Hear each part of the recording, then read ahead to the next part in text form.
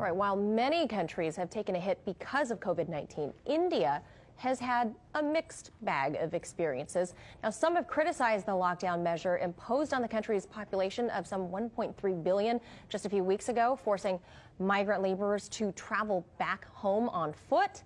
India has been reporting low numbers, though, which some say has to do with factors ranging from the climate to relatively little testing happening. But on Monday, a record high number of new cases were reported. Now, one Indian state looks like the mirror opposite of the rest of the country, and that is the southwestern state of Kerala, where the slogan "Break the Chain" has helped mobilize the population to flatten the curve. So joining us to discuss this important topic is historian and author Vijay Prashad. Vijay, thank you for being with us. So Kerala doesn't have nearly as many new cases per day compared to other Indian states. You wrote that it has much to do with its left-wing government and civil society organizations mobilizing the masses of volunteers to help make hand sanitizer and face coverings, cleaning public facilities, etc. Does it look like the Modi government may be willing to take a page from Kerala's example here? Well, nice to be with you. The first thing to say is that Kerala is a state of 35 million people, 17 million women.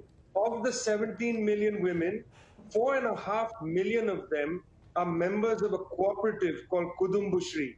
It's an extraordinary state because people are organized into trade unions, women's organizations, cooperatives of all kinds.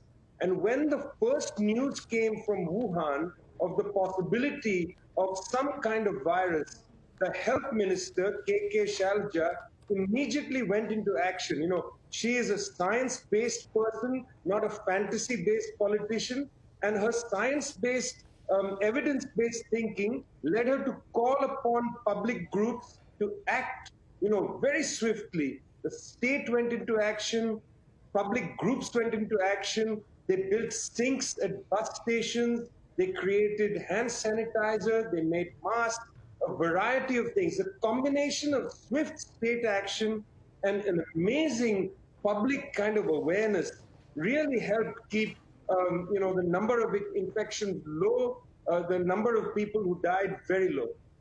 And Vijay, on the day that Narendra Modi announced a partial curfew, the Kerala government announced a $270 million relief package that included free food, loans to families through the state's women's cooperative that you just mentioned, 2 months of pension payments, and even suspending loan and utility payments among some of the other incentives happening in Kerala. So what kind of lessons do you think the United States and perhaps even other countries can take away from the state of Kerala? Frankly, I don't want to beat around the bush here. The government of Kerala is a communist government, and their principal priority was the well-being of the people. So whereas the government of India very callously, with no notice, essentially told millions of migrant workers, walk home. You are daily breadwinners. We don't really have any policy for you. We're not going to do anything on your behalf. That was the attitude of the Indian government. The government of Kerala, left-wing government, had a completely different attitude. The principal issue was, how do we care for people? And because of that, it did very simple things, things that should have been done by any decent, sensitive government. For instance, in every single local self-governing municipality, it created community kitchens so that people who are going to have a hard time buying food could just come there and pick up food, or the youth movement in the state would deliver food to people's homes. I mean, there's a sensitivity in these left-wing governments that I really want to underline.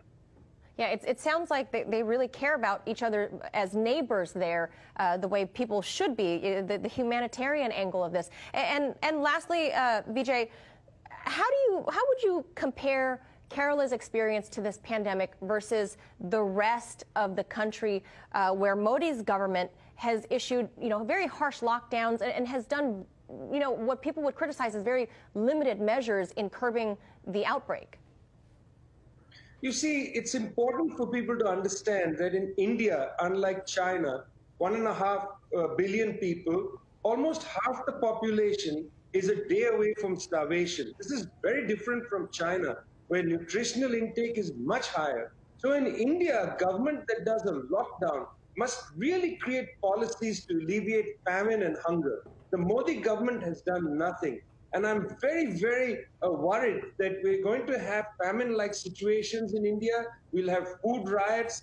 The situation is only going to get worse because this government, the Modi government, is callous towards very simple things like the need of people to be able to eat a meal or 2 meals or, 3 meals per day. We look at Kerala and see that the government's first policy after contact tracing and so on was food. All right. Unfortunately, we have to leave it right there. Vijay Prashad, thank you so much for sharing the insight on Kerala today. Thanks a lot.